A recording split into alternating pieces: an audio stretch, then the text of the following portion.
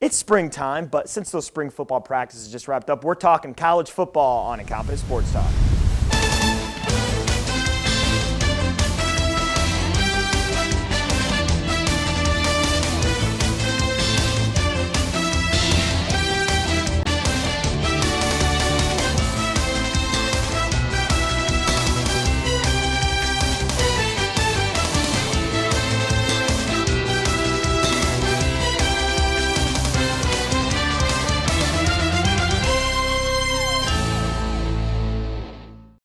Welcome to Incompetent Sports Talk, along with Mike Raven and Jordan Lobrina. I'm Alex Salzma, and it's springtime, so we're talking about college football because everybody just wrapped up their spring games, their spring practices. But the NCAA Rules Committee gave us some new rules, and we're going to talk about them. And a couple of them I don't have problems with. No more wedge blocks on kickoffs starting in 2010. I don't really have any issues with that. No more messages on the eye black. I mean, that got really overplayed, especially with Tim Tebow. I don't really mind that either, to be honest. But this is the one that everybody has a problem with. Taunting in the field of play is a live ball penalty, and if a player scores a touchdown, the points are erased and the ball is spotted 15 yards from the spot of the fall.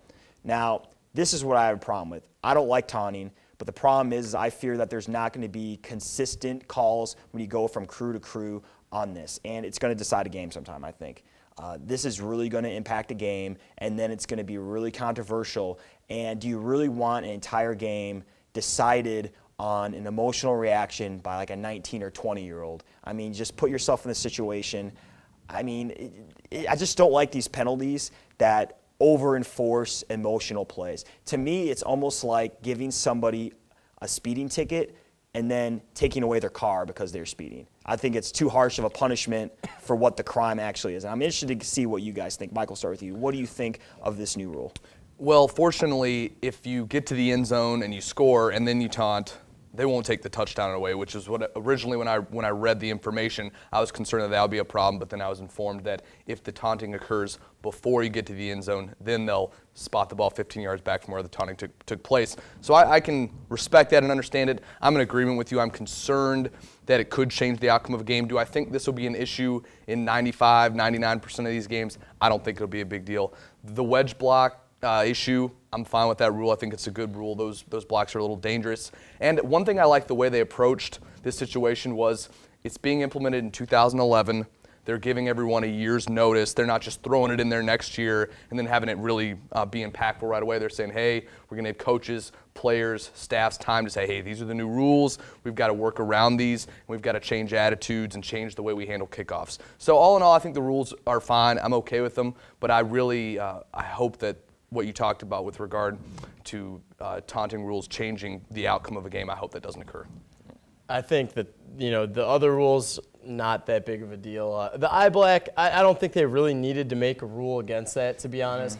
It's not like people are, putting expletives on there or anything. A lot of them are, Bible verses or, their parents' names or, their area code of where they're from. Name of someone they know that's passed away. There's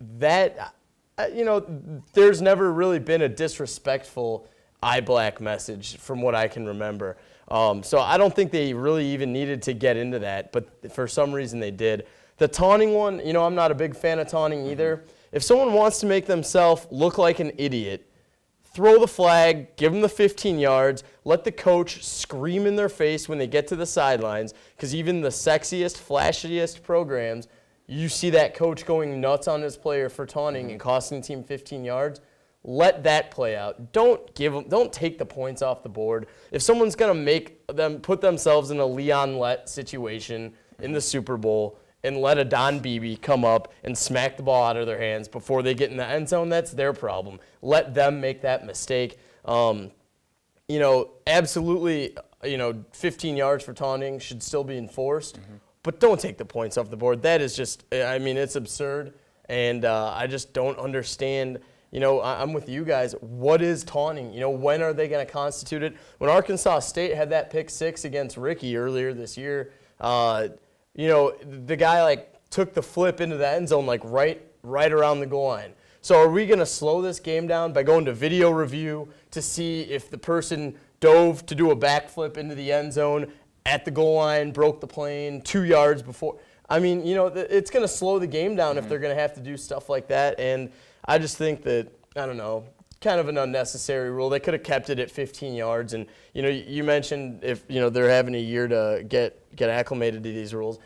That might make it more absurd this year. Guys might be getting it out of their system this year, you know, because that's something you can easily remember the next season. Okay, yeah, I'm not supposed to taunt. This year, I mean, what's going to stop guys? So I don't know. I don't agree with that. The erasing of the points, it's pretty absurd. The good thing is, too, is I don't ever remember an Iowa player ever getting a flag for taunting. So we don't have to worry about it here at Iowa. Coach Ferentz might I don't think he'd even have anything to say about that. Yeah. There would just be a glare. Yeah, we don't have to worry about that. Our guys are good guys. But speaking about our guys, the Big Ten should be a pretty good conference again in 2010, one of the better conferences back in 2009. So let's go through our top 5, and all of ours might be pretty much the same, but I'm going to start with mine first. Number 5, I'm going to go Michigan State.